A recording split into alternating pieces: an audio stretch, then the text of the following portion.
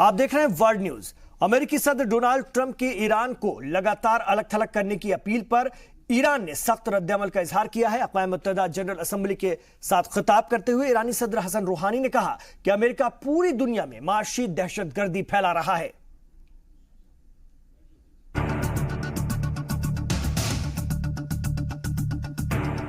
America और Iran के बीच एक बार फिर जुबानी जंग तेज हो गई है।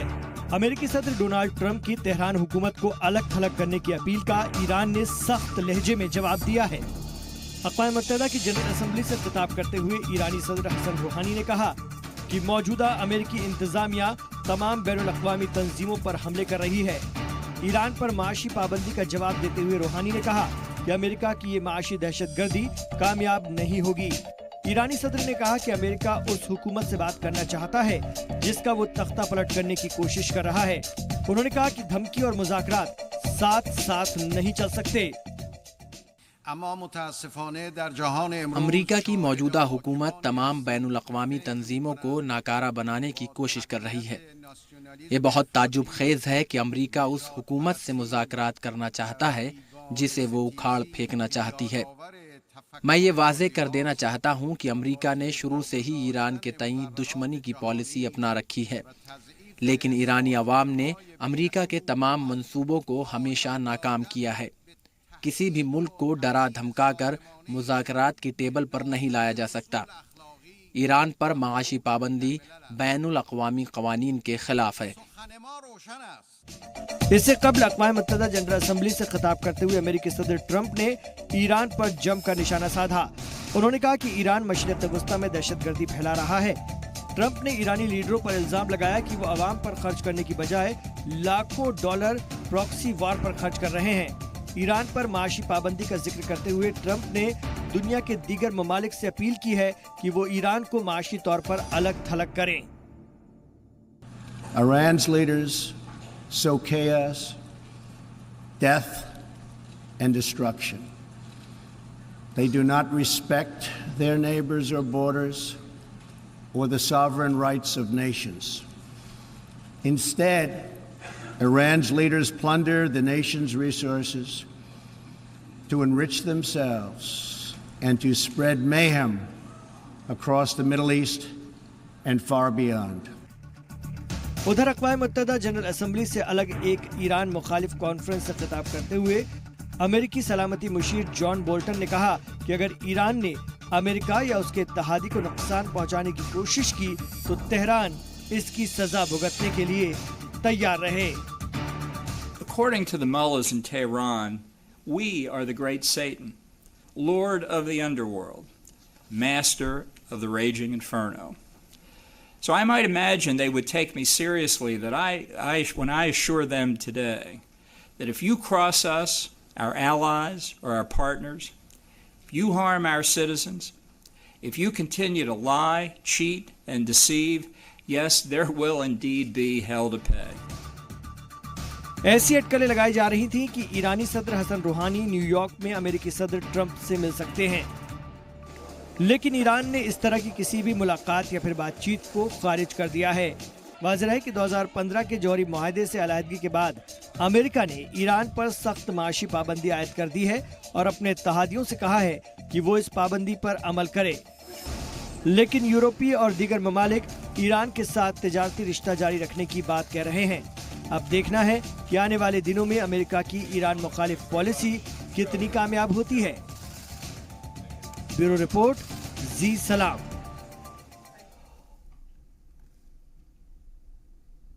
इस अहम खबर पर बात करने के लिए इस वक्त फोन लाइन पर हमारे साथ मौजूद हैं प्रकाश के राय साहब, जो कि सीनियर सहाफी हैं और आलमी उमूर के माहिर हैं। उनसे बात करते हैं। प्रकाश जी, खैर मकदम है आपका जी सलाम पर वर्ल्ड न्यूज में।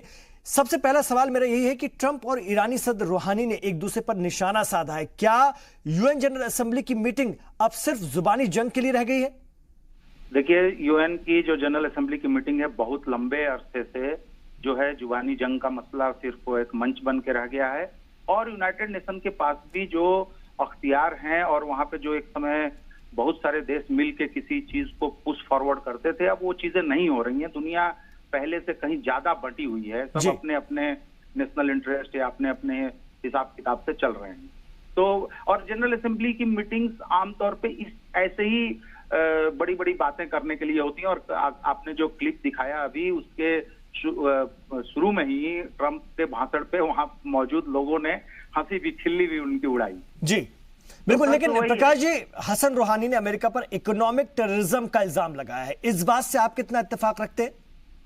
बिल्कुल, मैं प्रेसिडेंट रूहानी की बात से पूरी तरीके से इत्तेफाक रखता हूं, लेकिन मैं ये भी कहूंगा कि ईरानियंस भी पता नहीं ये फारसी जुबान का अपना मसला है या ईरान की पॉलिटिक्स का ये है कि उनके बयानों में भी बहुत ज्यादा ड्रामेटिक्स, बहुत ज्यादा मेलोड्रामा, बहुत ज्यादा लंबी लंबी हाँकना ईरानियंस भी करते रहे। जी, लेकिन अमेरिका पर खासतौर से ईरानी सदर ने तख्ता पलटने तक का इल्जाम लगा दिया। अमेरिका लगातार ये कोशिश कर रहा है कि क्या ये अमेरिकी पॉलिसी का हिस्सा है क्या वाकई? बिल्कुल है, लेकिन अमेरिका को भी पता है कि इतनी जल्दी तो वो बहुत और अगल बगल के देशों में जो उसने किया है पिछले 15-20 सालों में, वो चीज अभी ईरान में मुमकिन नहीं है अभी आज के डेट में। लेकिन इस माहौल का इस्तेमाल अमेरिका और उसके जो दो बड़े एलाइज हैं उस रीजन में, सऊदी अरेबिया और इजराइल जी, उनके बिहाफ पे अमेरिका जो है ये चीज कर रहा है। और मुझे जो लगता है कि आप आने वाले दिनों में देखेंगे कि यमन के अंदर और लीबिया के अंदर बहुत ज्यादा जो है एक्टिविटीज बढ़ेंगी। ठीक है, बहुत शुक्रिया प्रकाश किराय साहब इस अहम खबर पर अपनी अहम राय देने के लिए। तो आलमी उमूर के माहिर प्रकाश किराय साहब फोन लाइन पर हमारे साथ थे। उधर 5 आलमी ताकतों के जरिए ईरान के साथ तिजारती सरगर्मियों को जारी रखने के ऐलान पर अमेरिका ने मायूसी का इजहार किया है। ईरान मुखालिफ एक कॉन्फ्रेंस से खिताब करते हुए अमेरिकी वजीर खारजा माइक पोम्पियो ने कहा कि यूरोपीय ममालिक के इस कदम से ईरान की दहशतगर्द सरगर्मियां और ज्यादा बढ़ेंगी। उन्होंने 5 आलमी ताकतों से अपील की है कि वो असर नौ अपने फैसले पर गौर करें। पोम्पियो ने कहा कि ईरान पर सख्त माशी पाबंदी ही उसे गैर कानूनी सरगर्मियों से रोक सकती है। वाज़ेह है कि जौहरी मुआहदे पर दस्तखत करने वाली 5 आलमी ताकतों ने ईरान के साथ वाटर सिस्टम के तहत तिजारत जारी रखने का फैसला किया है, इत्तेफाक इस पर किया है। गुज़िश्ता दिनों ईरानी वज़ीर खारजा और बरतानिया, फ्रांस, जर्मनी, रूस और चीन के वज़राए खारजा के दरमियान अहम मीटिंग के बाद जारी एक मुश्तरका बयान में कहा गया है कि जौहरी मुआहदे के तहत ईरान के साथ तिजारती ताल्लुकात बरकरार रखे जाएंगे और अमेरिकी पाबंदियों के पेश नज़र रकम की अदायगी का नया तरीका वाज़ेह किया जाएगा। We must put pressure on the regime to rein in its destruction and demand that Iran act like a normal country. Unfortunately, just last night, I was disturbed and indeed deeply disappointed to hear remaining parties in the deal announce they are setting up a special payment system to bypass U.S. sanctions. This is one of the most counterproductive measures imaginable for regional and global peace and security. By sustaining revenues to the regime, you are solidifying Iran's ranking as the #1 state sponsor of terror, enabling Iran's violent export of revolution, and making the regime even richer, while the Iranian people scrape by. I imagine the corrupt Ayatollahs and the IRGC were laughing this morning. वही फ्रांसीसी सदर Emmanuel Macron ने 5 आलमी ताकतों और Iran के बीच तिजारती समझौते का दिफा किया है। फ्रांसीसी सदर ने पूरी दुनिया में क्रूड ऑयल की बढ़ती कीमत पर ट्रंप की नाराजगी का जिक्र करते हुए कहा कि ईरान पर अमेरिकी पाबंदी से तेल के दाम बढ़ रहे हैं। इमानुएल मैक्रों ने कहा कि ईरान से जौहरी समझौते में बने रहने का मकसद ईरान को जौहरी हथियार बनाने से रोकना है। अमेरिका भी यही चाहता है, लेकिन ट्रंप इंतजामिया इस बात को नहीं समझ रही है। Il peut y avoir des accords qui sont trouvés, par exemple, sur les sujets industriels.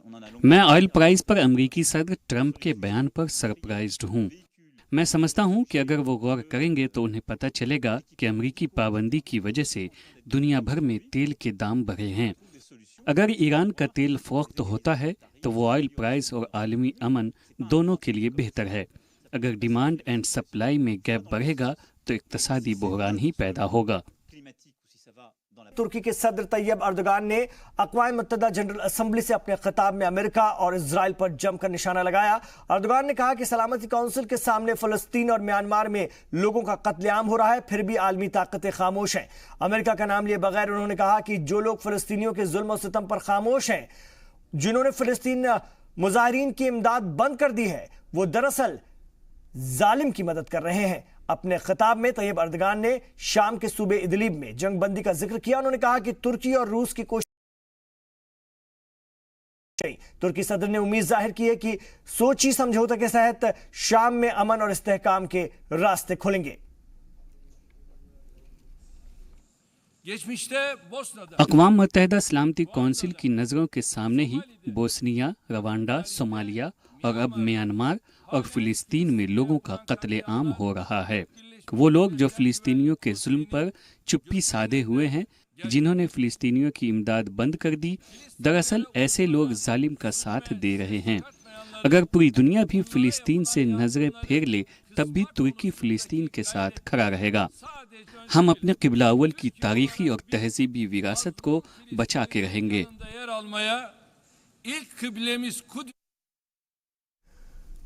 वहीं अक़वाम मुत्तहिदा कॉन्फ्रेंस से अलहदा न्यूज एजेंसी राइटर से बात करते हुए सदर तैयब अर्दगान ने कहा कि तुर्की में जेर हिरासत अमेरिका पादरी पर, जिनका नाम एंड्रू ब्रुनसन है, उनकी रिहाई का फैसला कोर्ट करेगा। उन्होंने कहा कि अमेरिकी दबाव के आगे तुर्की नहीं झुकेगा। वाज़ेह है कि अमेरिका के वजीर खारजा माइक पोम्पियो ने गुज़िश्ता दिनों कहा था कि एंड्रू ब्रुनसन जल्द रिहा हो जाएंगे। इसके जवाब में तैयब अर्दगान ने कहा कि तुर्की एंड्रू ब्रुनसन के एडिक्ट्रेशन के लिए तैयार है, लेकिन उसे पहले फतेहुल्लाह गुलेन को तुर्की के हवाले करना होगा।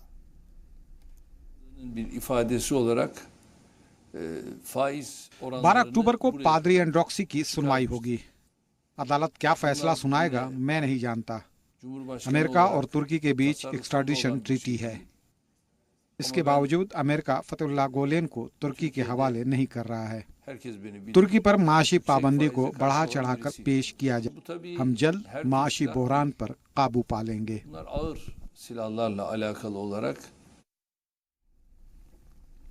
बांग्लादेश ने म्यांमार हुकूमत पर इल्जाम आयद किया है कि वो रोहिंग्या मुसलमानों को वापस लेने में बहाना बना रहा है। अक़वाम मुत्तहिदा जनरल असेंबली में शिरकत करने गई बांग्लादेश की वज़ीर आज़म शेख हसीना ने कहा कि तमाम समझौतों और दबाव के बावजूद म्यांमार हुकूमत रोहिंग्याओं को वापस लेने के लिए तैयार नहीं है। उन्होंने कहा कि बांग्लादेश पर खुद बड़ी आबादी का बोझ है, ऐसे में वो रोहिंग्या मुसलमानों की किफ़ालत के काबिल नहीं है। शेख हसीना ने कहा कि वो रोहिंग्या मसले पर म्यांमार हुकूमत से उलझना नहीं चाहती। बांग्लादेशी वज़ीर आज़म ने कहा कि बैनुल अक़वामी बिरादरी को रोहिंग्या मुसलमानों की वतन वापसी के लिए दबाव डालना चाहिए। वाज़ेह है कि गुज़िश्ता साल म्यांमार के रखाइन सूबे में रोहिंग्या मुसलमानों के खिलाफ जुल्म और तशद्दुद के बाद तकरीबन 7 लाख रोहिंग्या भाग करके बांग्लादेश सरहद पर बेहद खराब हालत में जिंदगी गुजारने को मजबूर हैं।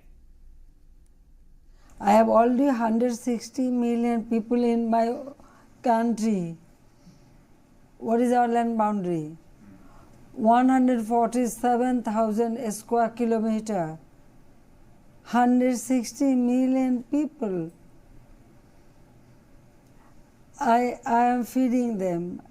I ensure their education, housing, medication, everything, creating job opportunity. I can't take any other burden. I can't take it.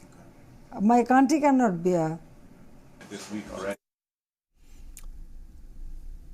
उधर अमेरिका ने वेनेजुएला के सदर निकोलस मदुरो की बीवी और उसके कई करीबियों पर पाबंदी लगा दी है। अमेरिका ने मुल्क में जमहूरियत मुखालिफ सरगर्मियों में मुलव्वस रहने के इल्जाम में ये कार्रवाई की है। जिन लोगों पर पाबंदी लगाई गई है उनमें निकोलस मदुरो की बीवी सीलिया फ्लोरेस डी मदुरो, नायब सदर डेल्सी रॉड्रिक, वजीर इत्तलात जॉर्ज रॉड्रिक और वजीर दिफा व्लादिमीर पेड्रिनो शामिल हैं। ये लोग अब अमेरिका नहीं जा सकेंगे या फिर अमेरिकी कंपनी से लेन देन नहीं कर सकेंगे। अमेरिका वेनेजुएला पर जमहूरियत को कुचलने और आज़ादी राय को दबाने का इल्जाम लगाता रहा है। वहीं वेनेजुएला के सदर निकोलस मदुरो ने अपनी अहलिया और करीबियों पर अमेरिका पाबंदी को बकवास करार दिया है। उन्होंने कहा कि अगर अमेरिका को पाबंदी लगानी थी तो उस पर लगाते। फैमिली को टारगेट करना अमेरिका की बुज़दिली को दिखाता है।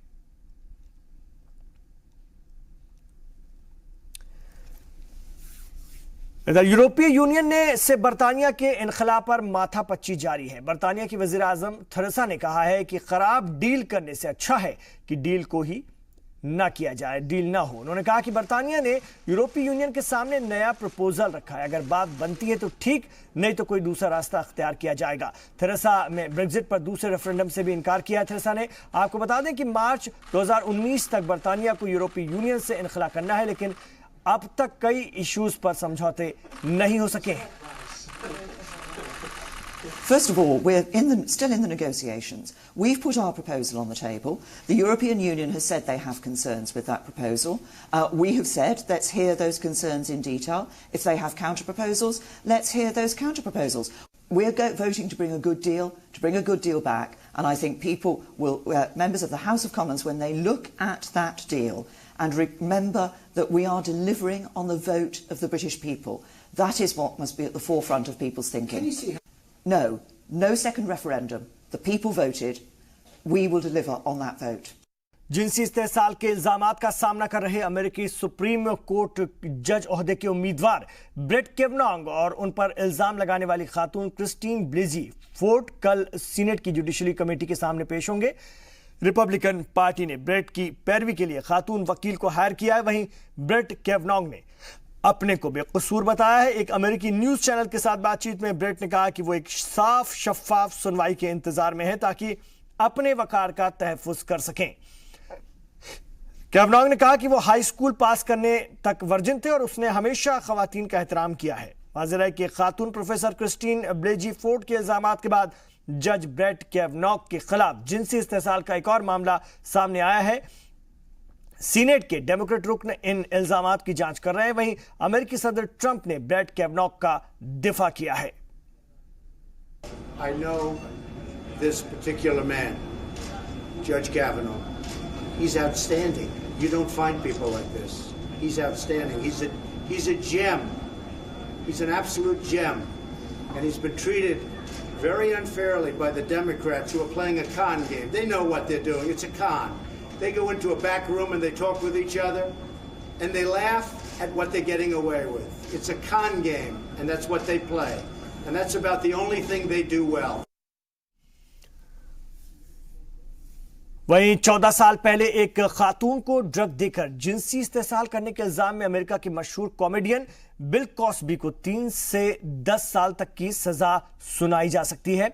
जज ने कॉस्बी की जमानत की अपील भी खारिज कर दी और उन्हें सीधे पेंसिल्वेनिया जेल भेज दिया है। उन पर करीब 18 लाख रुपए का जुर्माना लगाया गया है। जरा के अनुसार खासतौर से कॉस्बी को कम से कम 3 साल जेल में गुजारने होंगे। इसके बाद ही उनकी आगे की सजा पर गौर किया जा सकेगा। आपको बता दें कि 81 साल कॉस्बी को इस साल अप्रैल में कसूरवार ठहराया गया था और इस वाक़े के वक्त मुतासरा खातून एंड्रिया टेम्पल यूनिवर्सिटी की मुलाजिम थीं। अमेरिकी सदर डोनाल्ड ट्रंप ने डिप्टी अटॉर्नी जनरल रॉड रोसेनस्टीन को जुमेरात को मुलाकात के लिए व्हाइट हाउस बुलाया। ऐसी अटकलें हैं कि रोसेनस्टीन ओहदे से इस्तीफा दे सकते हैं या फिर उन्हें हटाया जा सकता है। व्हाइट हाउस के प्रेस चीफ सारा सैंडर्स ने कहा है कि डिप्टी अटॉर्नी जनरल रॉड रोसेनस्टीन की गुंजाइश और जो उनकी गुजारिश है उस पर वो और ट्रंप हालिया वाक़यात पर बातचीत करेंगे। न्यूयॉर्क टाइम्स ने गुज़िश्ता दिनों अपनी एक रिपोर्ट में दावा किया था कि रॉड रोसेनस्टीन ने गुज़िश्ता साल आला हुक्काम के साथ रोसेनस्टीन ने बाज़ इजलासों में सदर ट्रंप की गुफ्तगू रिकॉर्ड करके मंजर आम पर लाने और 25 आईनी तरमीम के जरिए उन्हें उनके ओहदे से हटाने की तजवीज़ दी थी। हालांकि रोसेनस्टीन ने इन तमाम खबरों को खारिज किया, इसकी तरदीद की है। इटली और क्रोएशिया के सरहद के बीच लगी आग ने खतरनाक शक्ल अख्तियार कर ली है। फायर फाइटर का कहना है कि तेज हवाओं की वजह से आग फैलती ही जा रही है। आग पर काबू पाना मुश्किल हो रहा है। हालात को देखते हुए मोकालो और पेलजेसिक इलाके को खाली करवा लिया गया है। तकरीबन 800 लोगों को महफूज मकामात पर शिफ्ट किया गया है। तो नाज़रीन, वर्ल्ड न्यूज में अभी इतना ही, लेकिन जी सलाम पर खबरों का सफर जारी है। आप रहिए जी सलाम के साथ।